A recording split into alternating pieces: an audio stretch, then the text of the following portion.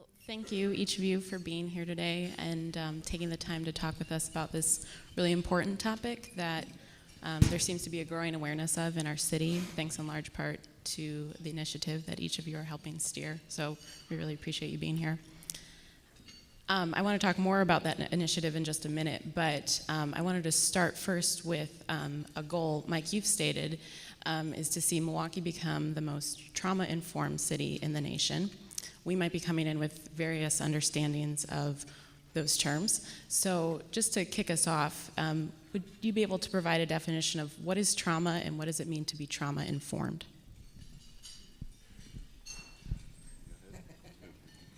They're all looking at me. So I would say trauma is when you're exposed to an adverse experience that negatively impacts you. That can range from any experience.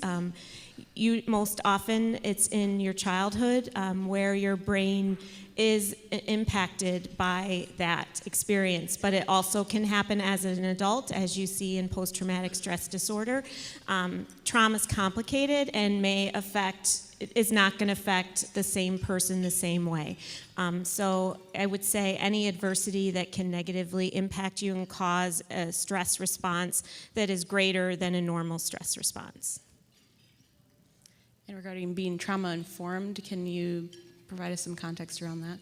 Sure. So trauma-informed is, I think, that awareness that individuals may have had some experiences that have shaped their reactivity to situations. And I think we have to be really careful not to put labels on people because most of us have had some kind of traumatic experience.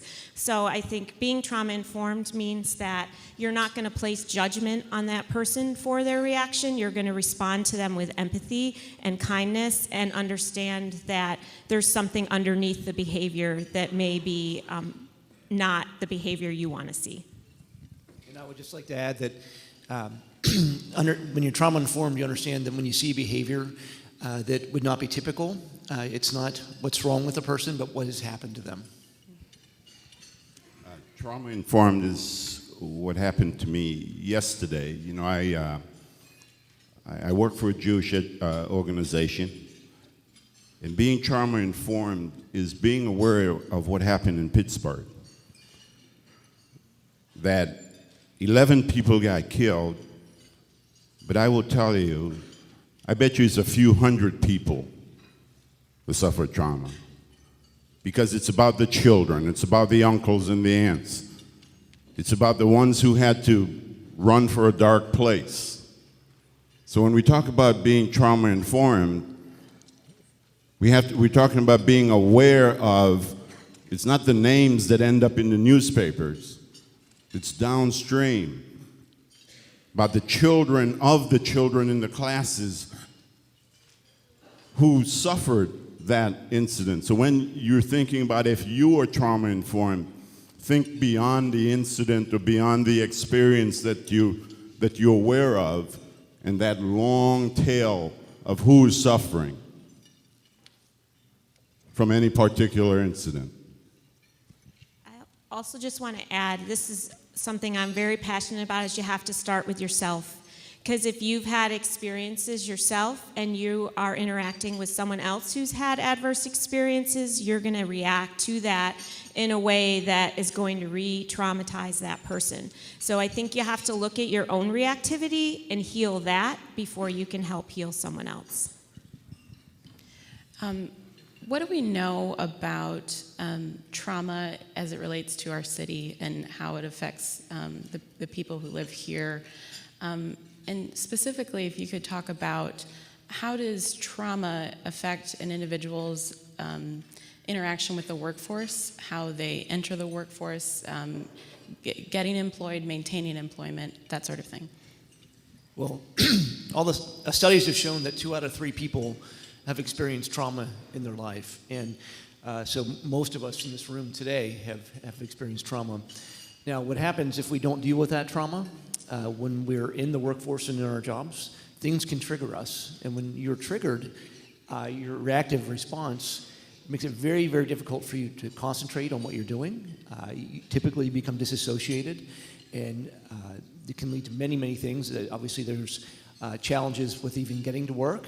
If you experience trauma and once you're at work, maybe you're not able to do what you want to do, and there's all kinds of downstream implications for not being able to think with your frontal lobe, where you have reasoning. When you're experiencing trauma, you're back in the back part of your brain, your amygdala or limbic system, and as Amy has said, you're very reactive and you're not actually able to follow through on your thought process. It's like a child who experiences trauma before they go to school. They're not able to focus on what's going on in the classroom because they're still in fight or flight mode. They're thinking about it's like being chased by a lion, and so you're thinking about looking at the door. You're scared, you're afraid. Well, someone in the workforce is the same way. They're not able to focus on the task they're trying to accomplish.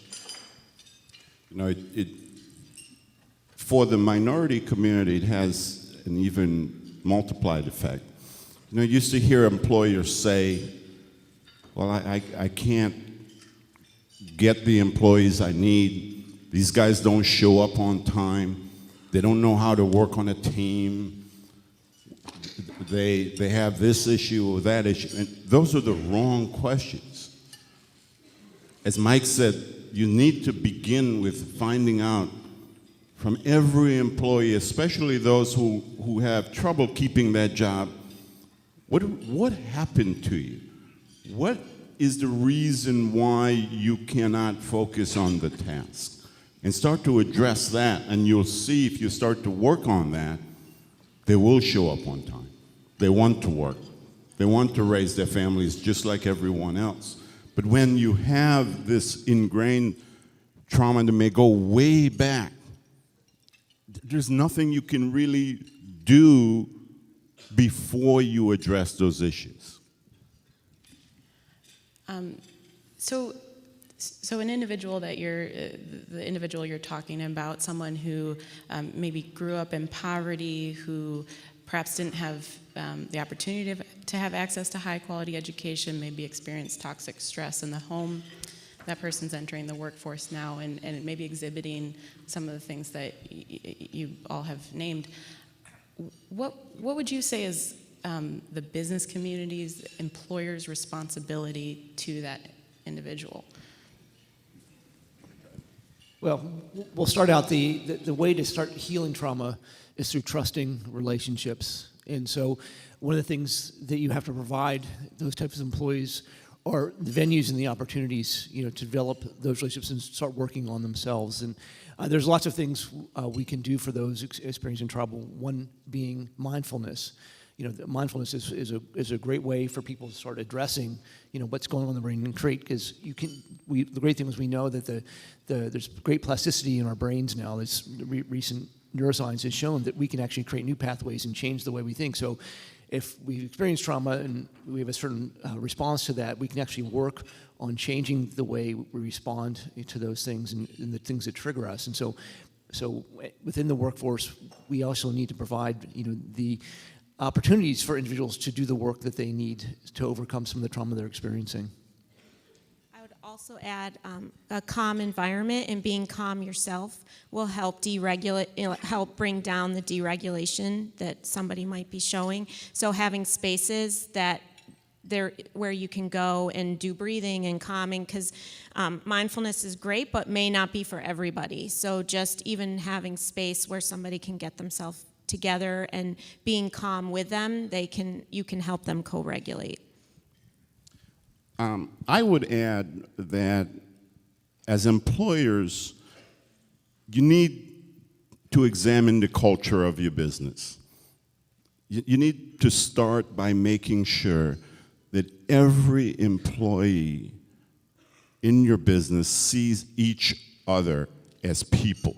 That may sound kind of weird, but it's true. If you recognize the potential, the value, and the purpose of every single employee in your business, and start to work towards what do they need in order to be successful, you will start to realize that you will be seeing there's some set of issues under the surface that needs to be addressed, and not just those employees that have some trauma in their lives will improve, the entire business will improve.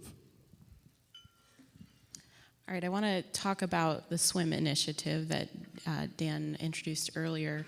What can you tell us? What is SWIM? Who are the people that are at the table? And if each of you could talk about your individual paths to getting involved in this work.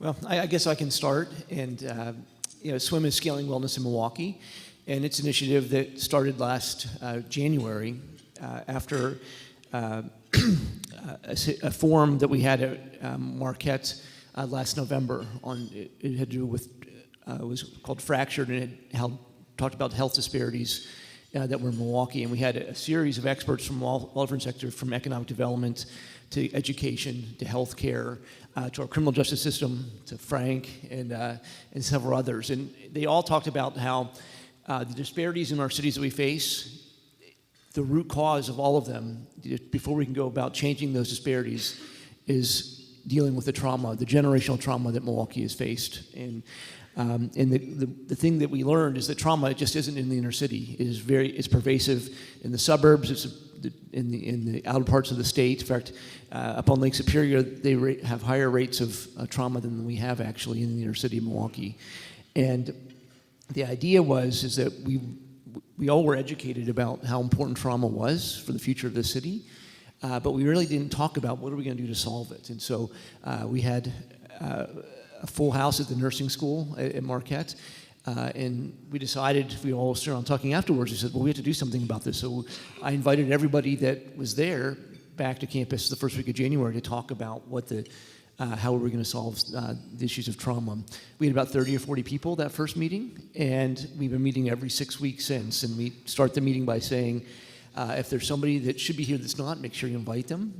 We're up to over 350 people from 120 organizations are now part of this initiative and effort, and we're all talking about ways, we're all becoming more trauma-informed, but also talking about how can we do very tactical, concrete things, just sort of addressing the trauma that's in the city. And I think for all of us who are involved, I think we had a great sign in September. We held a conference on trauma, working with St. A's, and we had 1,500 people sign up. We filled up the venue, and it was really interesting. We had 6 keynote speakers, the top trauma-informed experts in the country that came, and Harold Klopowitz, who talked his last keynote on Friday afternoon. He spoke at 3 o'clock, and he said he couldn't believe that we still had 1,400 people at the convention center on Friday afternoon. He said it was 5 o'clock somewhere, and he'd never been at a conference that was still full the last day. And it just showed how interested people are in this issue and how they want to become informed and make Milwaukee better. And so really I look at Marquette and my role is just being a convener and getting people that are really working on the grounds and trying to make a difference and getting them the tools that they need. So I had started probably a year before SWIM to try to get a group together through my work with REDgen. We had screened the documentary Resilience, which showcases Dr. Nadine Burke-Harris's work out in the Bay Area in California. And I wasn't so successful. And so I was also present at this trauma forum where everyone was talking about making Milwaukee trauma-informed. And I'll say I had a brilliant amygdala that evening. I was having a stress reaction to the event, and there's a lot of great work going on in Milwaukee, but working with a very small nonprofit, recognizing that there's a lot of silos, and there's a lot of, there's nobody trying to coordinate efforts. And so I was having a conversation with the Groves, and they were very encouraging to get the group back together, and people were encouraging Mike to get involved. And so on the way home, I told him, you have to get involved.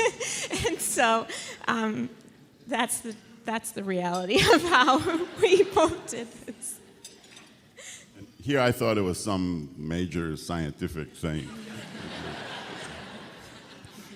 Anyway, I got involved because they asked me to, first off. And I went and I realized that, throughout I've lived in this town for almost 40 years. And I've always thought that we've been putting Band-Aids on solving the city's issues. But I could never put my finger on, well, what is the real problem? Until I attended the first meeting and I realized, I think this very well could be it. And I gotta tell you, from then, fast forward to now, I think we're onto something.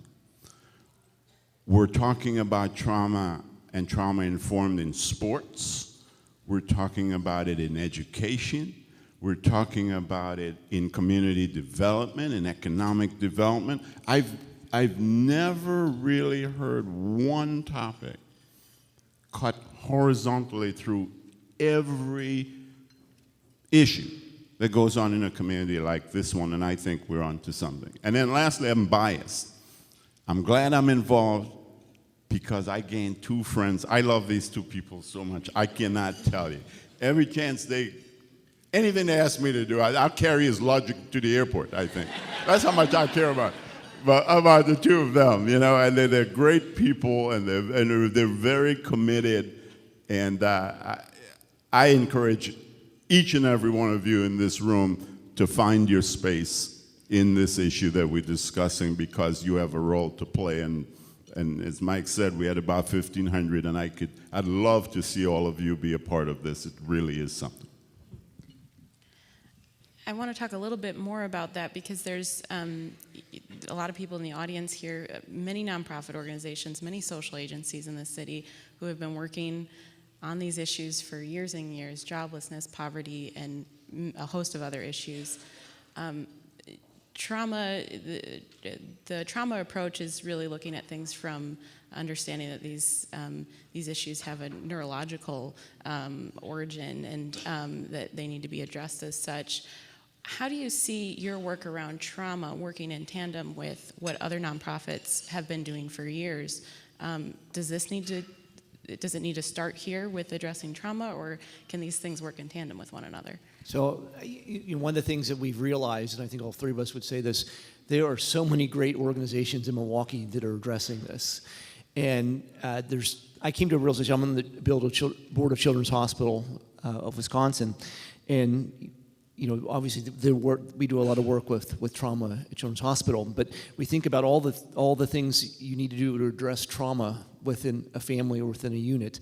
There are 7 or 8 components to really move the needle on trauma that you have to address.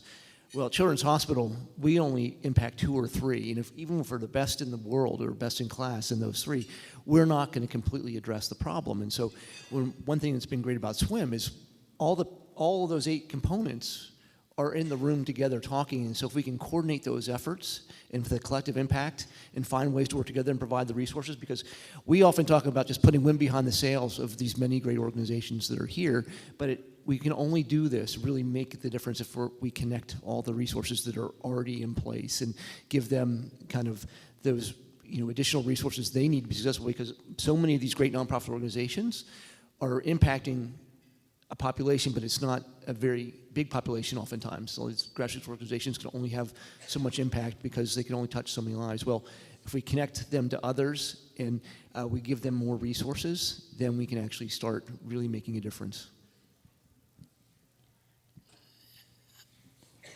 The city, we're seeing some exciting things happening in the city right now. There's a building boom going on downtown. We're seeing new employers entering the region. Unemployment is very low. In that context, why is the work that you're doing around trauma, why is it important now in particular?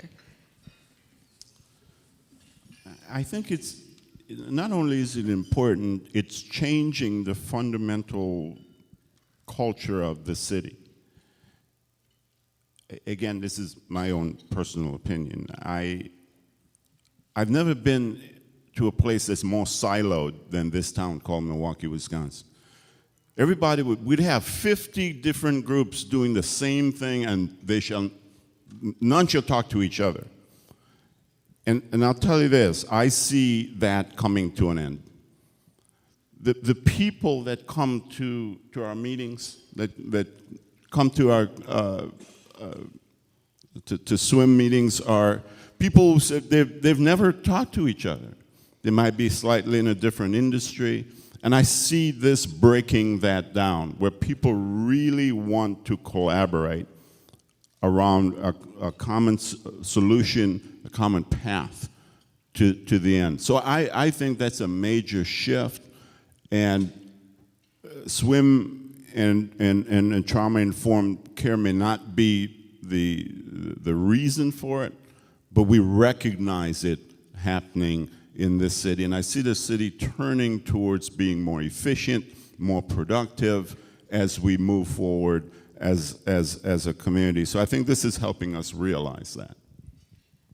I'm probably going to say something that's tough to say, but I've been having a lot of meetings with people on the ground doing the work, but I will say there are a couple things in Milwaukee that are going to be really hard to address that need to be addressed, and that's historic racism and pessimism.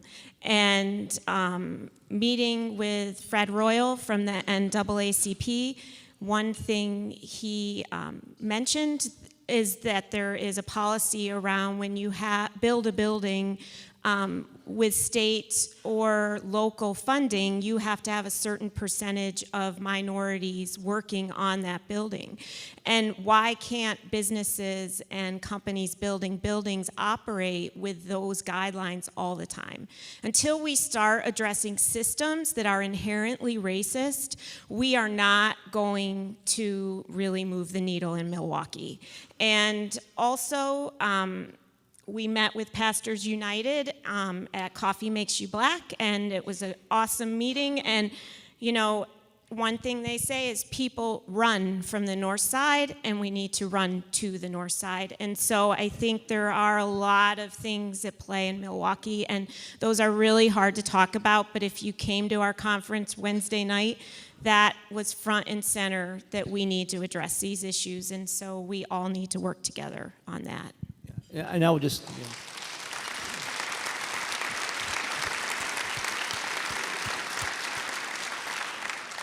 and I just want to add, the reason why we need to do this, even though we're having this boom and unemployment's low, the disparities in the city are real. And you don't have to go more than, many of us, a few blocks from where we work to see those disparities firsthand. And for our city to be the city we know it can be and to reach our potential, we have to start addressing those disparities. And I had an aha moment, going with Frank, breaking down the silos at our second meeting. I think it was in February or March of this year. And I was sitting at a table, and we had one of our neuroscience faculty, our health sciences college, sitting next to an African-American female pastor, and she was talking about an issue that she was facing within her community. And I was listening to the neuroscience faculty member, talking to her about ways she can address and start solving the problem. And I was sitting there thinking, my gosh, these two would have never have met each other if it wasn't for this initiative. They would never have seen each other. What a great thing to have, these conversations with people from very diverse backgrounds talking about how they can solve problems together. For an employer, they might hear about the suggestions that you're making about an approach to interacting with an employee who may have experienced trauma, and they may think, the onboarding process is already expensive, margins are thin. How can we afford to put in the work and the effort and the expense of helping an employee who, or a potential employee who may have experienced trauma to get them where they need to be? What would your response to that be? Well, again, yes, the onboarding might be expensive. But if you go down the same path, the ROI will never appear, because you will never address the fundamental issue of that employee. So it may not be about putting more resources, it's changing the onboarding process. It's asking the right questions in the right way to understand, who is this person I'm about to hire? It's about addressing the discrimination, and don't disqualify them because you recognize some deficiency. look at the person, recognize that person as a person who could contribute if they get that additional help to get past that trauma, and you will get the return.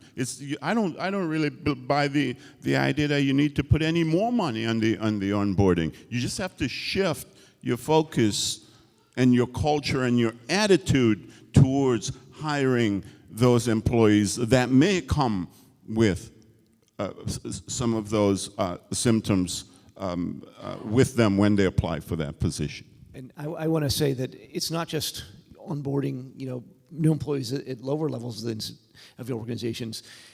We invest a significant amount of time and energy on our leadership team, for the leaders of the university, because there's something called there's the most sophisticated 360 analysis you can do on something called the leadership circle, at least that I've seen, and we're working with a group of people to do the leadership circle. And there's two parts of the circle you look at. There's the top half of the circle is your creative side, and the bottom half is your reactive side. And the more you can stay on the creative side, when you're making decisions, you're working with others, the better you're going to be, and the better type of leader you're going to be. And the more on your reactive side is you're actually shutting down others and their approach to leadership.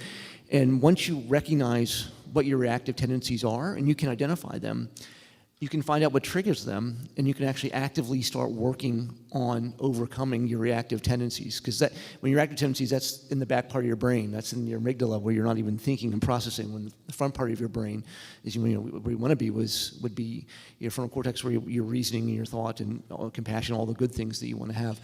And so by doing the leadership circle with our leadership, over 40 leaders at Marquette, we meet and we talk about what our reactive tendencies are, and we even get vulnerable with each other of what caused those. And they almost always go back to something you experienced as a child, and you had to navigate something that was difficult in the world. And so, doing this isn't just, as you talk about onboarding, but it's also for the top ends of organizations. It's also very useful to make the organizations run more efficiently. And I just want to make a plug, too, for the Alma Center.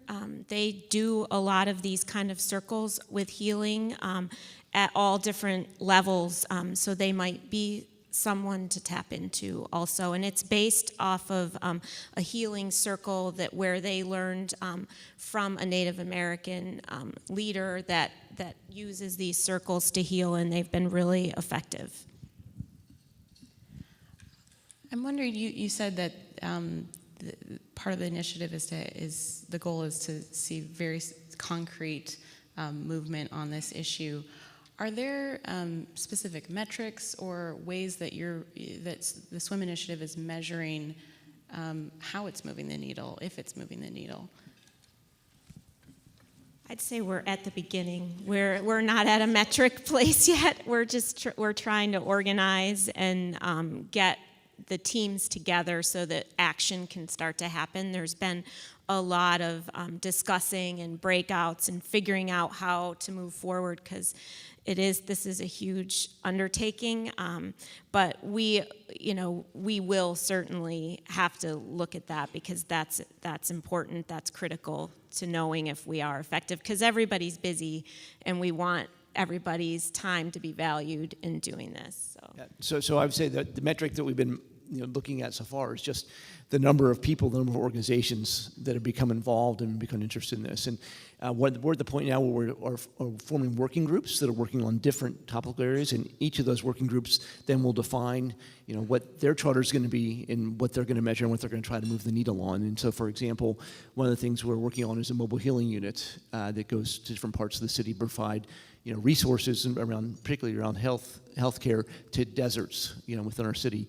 Obviously, once we mobilize that, which we hope to within a year, we're going to be looking at how many lives we're touching, how many people are we getting access to resources they don't currently have, and how are we helping the neighborhoods become healthier. Perhaps a better question at this point then might be, what's your vision for the city? What do you envision as this work continues? What do you see as the possibility for what this could look like? Well, I think for starters, the short-term vision is to get everybody involved. Trauma doesn't discriminate. If you're wealthy, if you're poor, if you're black, if you're white, if you're Jew, if you're a Catholic, if you're educated or not, you're not exempt. So our short-term goal, when you leave here today, find your place to contribute. Because there's somebody that you know, somebody in your family, somebody where you work, right now, this very moment, have some trauma in their lives. And what we'd like to do, as our fearless leader tells us all the time, every one of us could play a role, and I will put it on the table right now. Our short-term metric is to hear you tell us, thank you for this output, this contribution to you, and here's how I want to get involved. Let's start there, because right now, we don't even know who in our community are trained to offer these services. We don't have our arms around where we are on the continuum of expert to novice. We have a lot of work to do, and every one of you can help. Let's start there. I also want to point out, I mentioned before, 2 out of 3 of us have experienced trauma in our lives. And for us to start working on helping others, we need to look at ourselves first too. So everybody in the room should think about what trauma they may have experienced in their lives and how has it affected them, and how can they work on themselves to overcome whatever trauma they're experiencing. And look at their reactive tendencies and really think about how they can heal themselves, and then think about how they can heal others. At people's tables, they have a card in which they can indicate their interest in getting involved. What are some tangible options for people if they want to take the next step of getting involved with your work? Sure. So on our, there's swimmke.org is the website, and our meetings are posted on there, as well as joining the listserv, and then you will get all meeting announcements, and that would be probably the first step. I think becoming more aware of trauma and like Mike said, working on healing yourself is also a way to get involved. But there is no shortage of work to do, and I think it would be great to have more people getting involved. And I just think we have to address, we really have to work hard to address the disparities. And one thing Mike challenged everybody to at the conference that I would challenge everyone in this room to is to get to know somebody that's different from you. That's right. If you didn't attend the conference, I think the videos from the conference is on the web. I would advise you to look at them, because they speak to from world-class professionals, and you'd get some real hard testimonies, some hard-hitting comments. That may even make you a little bit uncomfortable, but I think it's good. So go look at those videos, get caught up with what we went through on 3 days of conferences, and then you take it from there. Mike, do you have anything you want to add about getting involved? No, I would just going to say what Frank said. The videos, I don't think they're available yet, but they'll be available soon. And it's a great way for you to get up to speed to listen to these individuals that are experts in the world talk about trauma and trauma-informed care. And they talk about, first of all, I think I was pretty saturated because I learned more neuroscience in 3 days than I've learned in my whole life. But when you get over, when you learn all about the brain, there were some very practical things that they talked about that we all can do, to make a positive impact in our community. I also will put a plug for L. Song Richardson's video on implicit bias. It's fabulous. One last question for you. Is there anything in process that, or what in this process of getting involved in this work has surprised you the most? I'll say the amount of distrust that surprised me the most is that people questioning your motive and the a protective nature and lack of trust. And I think until we get to the point where we can build those relationships and trust each other and look at collaborating and check our own ego at the door and work for the greater good of Milwaukee, this is just going to be hard.